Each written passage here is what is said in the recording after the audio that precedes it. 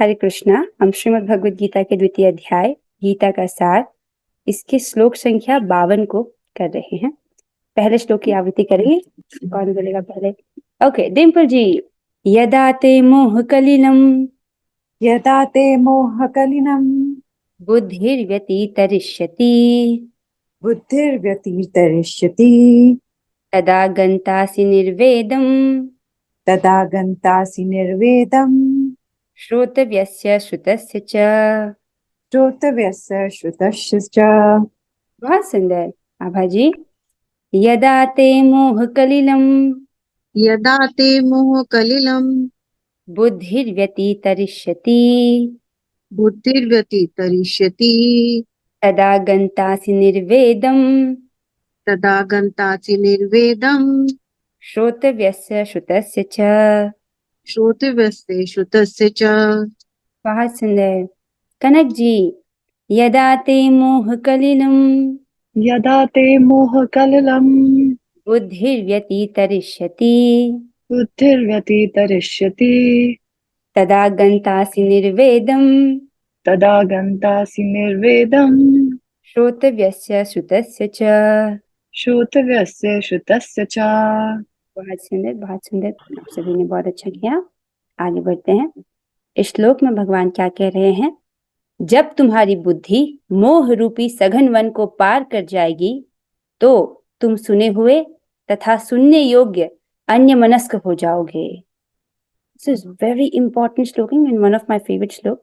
भगवान क्या कह रहे हैं? जब तुम्हारी बुद्धि मोह रूपी सघन वन को पार कर जाएगी।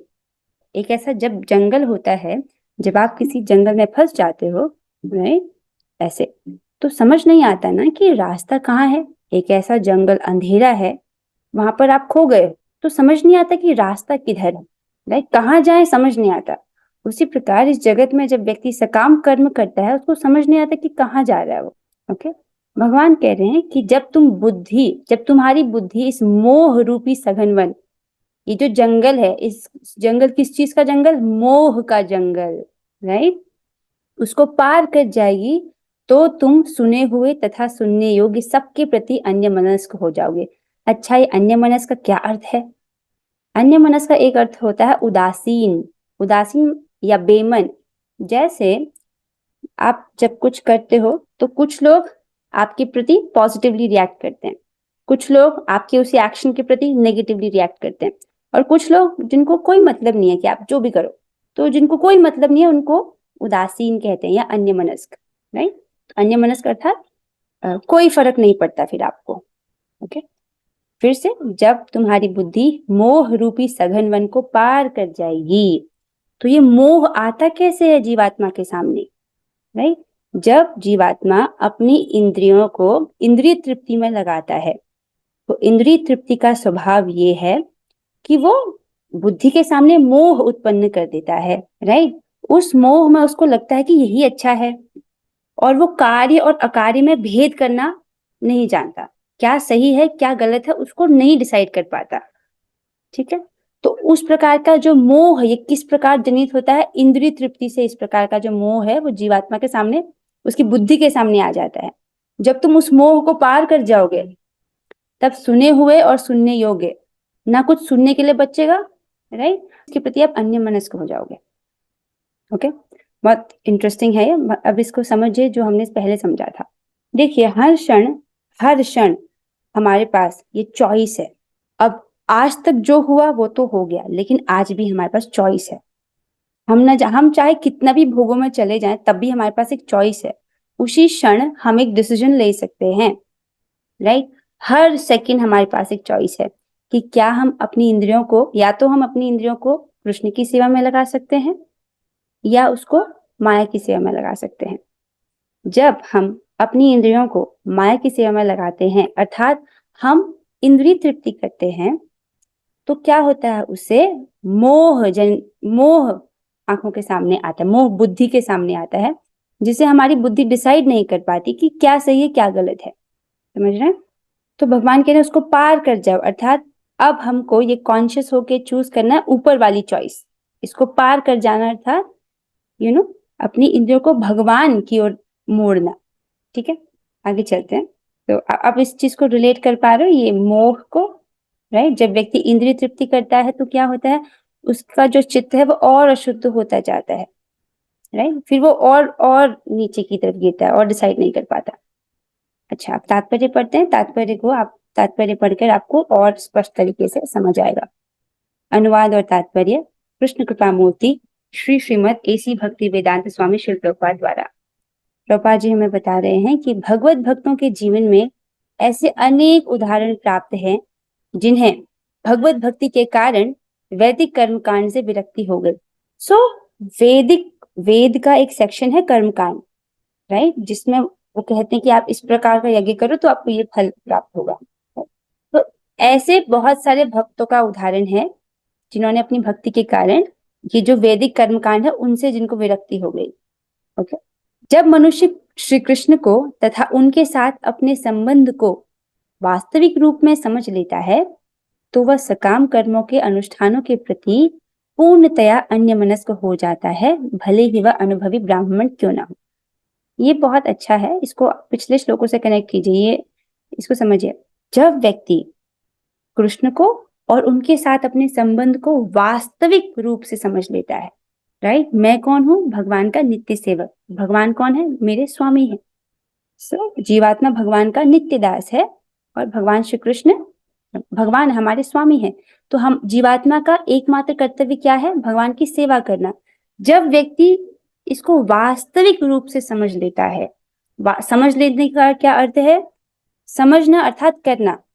जो व्यक्ति ये समझ रहा है कि सुबह उठना अच्छा है तो सुबह उठेगा, isn't it? समझने का क्या अर्थ है, करना, राइट। एक व्यक्ति को डायबिटीज है, वो समझ रहा है कि मेरे लिए मीठा खाना अच्छा नहीं है तो करेगा, राइट, वो मीठा नहीं खाएगा। उसको एक्शन में रिफ्लेक्ट करना अर्थात उसको समझ आ गया है, राइट। क्या है, जो वास्तविक रूप से समझ गया है कि वो कौन है, भगवान कौन है और भगवान का उससे क्या संबंध है, राइट, उनसे हमारा क्या संबंध है, हम उनके नित्य दास हैं। तो वो क्या करता है, वह सकाम कर्म के अनुष्ठानों के प्रति पूर्णतया अन्यमनस्क हो जाता है, राइट। अब ये वेदों में किस प्रकार के सकाम कर्म लिखे हैं उसमें कोई इंटरेस्ट नहीं है उसको, राइट। वो समझ गया कि उसका एकमात्र कर्तव्य भगवान को प्रसन्न संतुष्ट करना है। अब भले ही वह अनुभवी ब्राह्मण क्यों ना हो, भले ही उसने पहले कर्मकांड क्यों ना किए हो, लेकिन जब वो अपने वास्तविक स्वरूप को जानता है, भगवान के साथ अपने संबंध को समझ रहा है, तो उन सब चीजों से वो उसमें कोई इंटरेस्ट नहीं रखता। आई थिंक यहाँ पर किसी को कोई इंटरेस्ट नहीं होगा कि वेदों में किस प्रकार का यज्ञ वर्णन है, राइट, उसमें हमारा कोई इंटरेस्ट नहीं है। भक्त परंपरा में महान भक्त तथा आचार्य श्री माधवेंद्रपुरी का कहना है। अब यहाँ पर माधवेंद्रपुरी जी क्या कहते हैं, उनकी एक बात रखी गई है। हम कभी कक्षा में डिस्कस करेंगे कि माधवेंद्रपुरी कौन है, उनके विषय में एक बहुत सुंदर कथा आती है। माधवेंद्रपुरी जी कहते हैं कि हे मेरी त्रिकाल प्रार्थनाओं तुम्हारी जय हो, हे स्नान तुम्हें प्रणाम है, हे देव पितृगण अब मैं आप लोगों के लिए तर्पण करने में असमर्थ हूँ। अब तो जहां भी बैठता हूँ यादव कुलवंशी कंस के हंता श्री कृष्ण का ही स्मरण करता हूँ और इस तरह मैं अपने पापमय बंधन से मुक्त हो सकता हूँ। मैं सोचता हूँ कि यही मेरे लिए पर्याप्त है। तो वो कह रहे हैं अपनी त्रिकाल प्रार्थनाओं से, राइट, वो कह रहे हैं कि अब मैं ये सब करने में असमर्थ हूँ। क्यों असमर्थ हो, क्योंकि अब मैं जहां बैठता हूँ, मैं यादव कुलवंशी, कौन है यादव कुलवंशी, भगवान श्री कृष्ण, कंस के हंता श्री कृष्ण का ही स्मरण करता हूँ और इस तरह मैं पाप में बंधन से मुक्त हो सकता हूँ। मैं सोचता हूँ कि यही मेरे लिए पर्याप्त है। तो जो भगवान के भक्त हैं वो सोचते हैं कि ये सब कुछ हमको करने की जरूरत नहीं है। अगर मैं भगवान की भक्ति कर रहा हूँ, दिस इज इनफ, ये मेरे लिए पर्याप्त है। ओके, वैदिक रस्में तथा अनुष्ठान यथा त्रिकाल संध्या, प्रातःकालीन स्नान, पितृ तर्पण, ये आदि नवदीक्षितों के लिए अनिवार्य है। जिनकी नई नई दीक्षा हुई है या जो नए नवदीक्षित भक्त हैं उनके लिए करना जरूरी है, राइट। किंतु जब कोई पूर्णतया कृष्ण भावना भावित हो और कृष्ण की दिव्य प्रेम भक्ति में लगा हो तो वह इन विधि विधानों के प्रति उदासीन हो जाता है क्योंकि उसे पहले ही सिद्धि प्राप्त हो चुकी है। अब इसकी देखिए इसको, अब जैसे यहाँ पर बोला जा रहा है ये वैदिक रिचुअल्स हैं जो हमको करने के लिए बोला जाता है। क्या, त्रिकाल संध्या, तीनों संध्या में प्रार्थना, प्रातःकालीन स्नान करना, पितृ तर्पण, श्राद्ध आदि, ये सब अभी हमको करना चाहिए, राइट। लेकिन अगर हम पूर्णतः कृष्ण भावना भावित हो जाते हैं, ठीक है, फुली कृष्ण कॉन्शियस और कृष्ण की दिव्य प्रेमा भक्ति में लगा हो, राइट, तब उसको ये सब करने की जरूरत नहीं पड़ती है। दिस इज इनफ ऐसा करने, क्योंकि अगर वो भगवान की प्रेमा भक्ति कर रहा है तब उसने पहले ही सारी सिद्धि जो है प्राप्त कर ली। अभी हम क्या कर रहे हैं, अभी हम भगवान की साधना भक्ति कर रहे हैं, राइट। साधना भक्ति में व्यक्ति क्या करता है, नियम पूर्वक साधना करता है। जैसे आपने कुछ संकल्प लिए है ना कि मैं इतना माला रोज हरि नाम जपूंगी, राइट, उसमें वो नियम लेकर के सेवा करता है साधना भक्ति। और साधना भक्ति का लक्ष्य क्या है कि उसको दिव्य प्रेमा भक्ति प्राप्त हो, राइट। अब एक बार जो प्रेमा भक्ति में पहुंच जाता है, वहां पर इतना सारा जो ये सब विधि विधान उसको पालन करने की जरूरत नहीं पड़ती। वो हर वक्त, हर क्षण, हर प्रकार से, हर क्षण भक्त क्या करता है, भगवान का ही स्मरण करता है। आगे चलते हैं। यदि कोई परमेश्वर कृष्ण की सेवा करके ज्ञान को प्राप्त होता है तो उसे शास्त्रों में वर्णित विभिन्न प्रकार की तपस्याएं तथा यज्ञ करने की आवश्यकता नहीं रह जाती है। किस व्यक्ति को वेद में विभिन्न प्रकार की तपस्या यज्ञ करने की जरूरत नहीं है, उस व्यक्ति को यदि कोई परमेश्वर कृष्ण की सेवा करके ज्ञान को प्राप्त होता है। और ज्ञान किसको प्राप्त होता है, फिर से भगवान 10.10 में क्या कहते हैं, तेषां सतत युक्तानां भजतां प्रीतिपूर्वकं ददामि बुद्धि योगम तम येन माम उपयान्ति ते। जो निरंतर मेरी सेवा करने में लगे रहते हैं उन्हें मैं ज्ञान प्रदान करता हूँ जिससे वे मेरे पास आ सकते हैं। तो जो निरंतर भगवान की सेवा में लगे रहते हैं, भगवान उनको ज्ञान प्रदान करते हैं, राइट। ऐसे व्यक्ति को शास्त्रों में वर्णित विभिन्न प्रकार की तपस्याएं यज्ञ करने की जरूरत नहीं है। तो हमको सारी बुद्धि कहाँ लगानी है, यज्ञ तपस्या करने में नहीं, हमको सारी बुद्धि लगानी है भगवान की निरंतर सेवा करने में, राइट। और वो तो आसान है ना, कितना आसान है, चलो करते हैं। हरे कृष्णा कृष्ण कृष्ण हरे हरे, हरे राम राम राम हरे हरे। कितना अच्छा है ना, इससे भगवान सबसे ज्यादा प्रसन्न हो जाते हैं, राइट। इसी प्रकार जो यह नहीं समझता कि वेदों का उद्देश्य कृष्ण तक पहुंचना है, वेदों का उद्देश्य क्या है, भगवान श्री कृष्ण तक पहुंचना है, राइट। इसको हम पहले भी डिस्कस कर चुके हैं। तो जो व्यक्ति ये नहीं समझता कि वेद क्यों बोले गए हैं, वेदों का क्या उद्देश्य है, और वो क्या करता है, वो अपने आप को अनुष्ठान आदि में व्यस्त रखता है। वो अपने आप को विभिन्न प्रकार के जो कर्मकांड में यज्ञ बताए गए हैं, अनुष्ठान बताए गए हैं, रिचुअल्स बताए गए, उसमें बिजी रखता है, राइट। वो क्या करता है, वह केवल अपना समय नष्ट करता है। एक नए व्यक्ति को भक्ति करने के लिए बताना बहुत आसान होता है, लेकिन उन ब्राह्मणों को बताना मुश्किल होता है जो कुछ पूजा पाठ करते हैं, कुछ अनुष्ठान करते हैं, जो भी उन्होंने देखा होगा। वो बोलेंगे हम तो करते ही हैं, आप हमें क्यों बता रहे हो। वो कुछ रिचुअल्स को फॉलो करते हैं, राइट, कुछ प्रकार के अनुष्ठान करते हैं और उसमें वह केवल अपना समय नष्ट करते हैं, राइट। तो सबसे इंपॉर्टेंट है ये समझना कि वेदों का प्रयोजन ही क्या है, क्यों वेद बोले गए हैं, इन सब का प्रयोजन क्या है। भगवान इसको बोलते हैं अध्याय 15 में, सर्वस्य चाहं हृदि सन्निविष्टो मत्त स्मृतिर्ज्ञानम पोहनम च वेदैश्च सर्वैरहमेव वेद्यो वेदांत कृत वेद विदेव चाहम। भगवान कहते हैं मैं सभी के हृदय में स्थित परमात्मा हूँ और सारे वेदों का उद्देश्य क्या है, मुझे जानना है, राइट। सो जो व्यक्ति ये जान रहा है कि सारे वेदों का उद्देश्य भगवान को जानना है और भगवान को जानने की विधि क्या है, भगवान की भक्ति करना, राइट। तो वो व्यक्ति क्या करता है, अपनी एनर्जी को भक्ति करने में इन्वेस्ट करता है, राइट। भक्ति करने में हमको अपनी एनर्जी लगानी चाहिए। कृष्ण भावना भावित व्यक्ति शब्द ब्रह्म की सीमा या वेदों तथा उपनिषदों की परिधि को भी लांघ जाता है। तो जो व्यक्ति कृष्ण कॉन्शियस है, राइट, वो वेदों को भी पार करके कर दिया है उसने, अर्थात वेद पारंगत व्यक्ति है वो, उसने वेदों को भी लांघ लिया है, वेदों के परे पहुंच गया है वो व्यक्ति। वेद हमको क्या करते हैं, वो कृष्ण तक पहुंचा सकते हैं, लेकिन जो कृष्ण कॉन्शियस है, जो कृष्ण की सेवा कर रहा है, उसने सारे वेदों को पढ़ लिया है, वो वेद पार कर गया है। समझ रहे? एक यहाँ पर एक बात मुझे याद आ रही है, उसको मैं शेयर करना चाहती हूँ कि जब हम दान करते हैं, उसके विषय में श्रीमद् भागवत में वर्णन आता है कि यदि हम इस जीवन में किसी को भी देते हैं, किसी भी व्यक्ति को देते हैं, तो उतना ही वापस आता है। किसी भी व्यक्ति को दो, उतना जरूर आएगा। राइट? तो राइट, और दूसरा, अगर हम ब्राह्मण बंधु को दान देते हैं, राइट, ऐसा व्यक्ति जो ब्राह्मण बनने की ट्रेनिंग के लिए गया था लेकिन फेल हो गया, उसको दान देते हैं तो डबल आता। आपने उसको दान दिया तो आपको डबल प्राप्त होता है। राइट? अगर आपने किसी वेद पाठी ब्राह्मण को दान दिया है, एक ऐसा व्यक्ति जिसको सारे वेदों का ज्ञान है, उसको आपने दान दिया है, तो आपको 100 गुना जो पुण्य है वो प्राप्त होता है। राइट?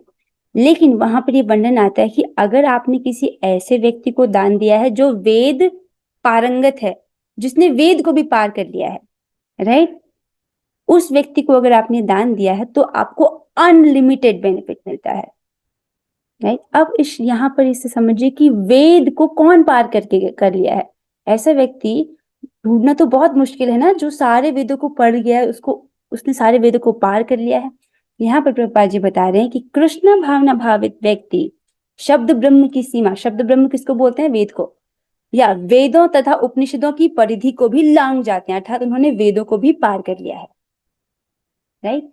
अर्थात अगर हम कृष्ण भावना भावित व्यक्ति अर्थात भगवान के भक्तों को दान देते हैं तो अनंत गुना आपको उसका लाभ मिलता है। ओके, सो आई थिंक ये टीका यहीं पर समाप्त होती है। अब कुछ प्रश्न आपके लिए। आई होप आपको ये समझ आया होगा अच्छी क्लास। राइट? और इसका जस्ट एक क्रक्स में ये है कि जब मनुष्य कृष्ण को और उनके साथ अपने संबंध को वास्तविक रूप से समझता है, ये समझ रहा है कि मैं भगवान का नित्य दास हूँ। भगवान कौन है? भगवान श्री कृष्ण। राइट? जब व्यक्ति समझ रहा है कि मैं उनका नित्य दास हूँ, तो फिर वो वही कार्य करता है। मेरा एकमात्र कर्तव्य है भगवान की सेवा करना। इस बात को समझ रहा है, अर्थात वो ऐसा ही कर रहा है। तो उसके लिए अब वेदों में वर्णित जो भी विभिन्न प्रकार के सकाम कर्म है, अनुष्ठान है, रिचुअल्स है, उनके प्रति वो अन्य मनस्क हो जाता है। कोई इंटरेस्ट नहीं है उसको उसमें। सारा इंटरेस्ट कहाँ है कि मैं किस प्रकार से अपने जो सेव्य हैं भगवान श्री कृष्ण, उनको किस प्रकार से मैं प्रसन्न संतुष्ट कर सकता हूँ, उधर वो अपनी बुद्धि को लगा रहा है। ओके, नाउ विद दिस अब कुछ प्रश्न उत्तर हैं। अब आपकी बारी। सो पहला प्रश्न है, व्यक्ति कब सकाम कर्मों के अनुष्ठानों के प्रति पूर्णतया अन्यमनस्क हो जाता है? ओ आबा जी, ठीक है आबा जी आप बताइए। जब हम अपने और कृष्ण के संबंध को समझ लेते हैं कि हम उसके नित्य दास हैं, हमें उनकी सेवा करना है, और विभिन्न अनुष्ठानों के प्रति उदासीन हो जाते हैं। Very good, very good. बस एक प्रश्न है कि हम किसके नित्य दास हैं? भगवान श्री कृष्ण। हाँ, very good, that is correct answer. Next question, किस व्यक्ति को शास्त्रों में वर्णित विभिन्न प्रकार की तपस्याएं तथा यज्ञ करने की आवश्यकता नहीं रह जाती? अच्छा अमाया आप बताइए। हरे कृष्णा। उस व्यक्ति को शास्त्रों से वर्णित विभिन्न प्रकार की तपस्या तथा यज्ञ करने की आवश्यकता नहीं होती, जो भगवान के शुद्ध नामों का जप करता है और कृष्ण भावनान्वित हो जाता है। बहुत अच्छे, दिस इज गुड आंसर। वैसे सही बोला आपने। टीका में हमने क्या पढ़ा था, मतलब आपने सही बोला, दिस नॉट रॉन्ग आंसर। सो जो व्यक्ति भगवान श्री कृष्ण की सेवा करता है और ज्ञान प्राप्त करता है, ज्ञान प्राप्त करने के लिए वो निरंतर उनकी सेवा करता है, दैट इज करेक्ट। और उनकी सबसे प्रिय सेवा क्या है? हरे कृष्ण महामंत्र का जप करना, और जो भगवद गीता का प्रचार करता है वो। Okay, good good, very good. Next प्रश्न है, वह कौन है जो वेदों तथा उपनिषदों की परिधि को भी लांघ जाते हैं? एमएल गुप्ता प्रभु जी आप बताइए। हाँ जी, भक्त हैं जो वेद और उपनिषदों की परिधि को भी लांघ। किसके भक्त? कृष्ण भक्त, कृष्ण हाँ भावना जी भक्त। प्रभु जी, कृष्ण भक्त। Very good answer. चलिए, आप सभी ने बहुत अच्छे उत्तर दिए। तो अब लास्ट चीज, आपने आज जो भी सीखा हो उसको जरूर लिखेगा। ये एक बहुत अच्छी आदत बन रही है आपकी। सो विद दिस अब हम 3 बार हरे कृष्ण महामंत्र करेंगे। चलिए अब हम साथ में करते हैं। Let's do together. Hare Krishna Krishna Krishna Krishna Hare Hare Hare Ram Ram Ram Hare Krishna Krishna Krishna Hare Hare Hare Ram Ram Hare Ram Hare Hare Krishna Krishna Krishna Hare Hare Hare Ram Ram Ram Hare Hare. Shrimad Bhagavad Gita की जय, प्रभुपाद की जय। और कोई पढ़ेगा? हरे कृष्ण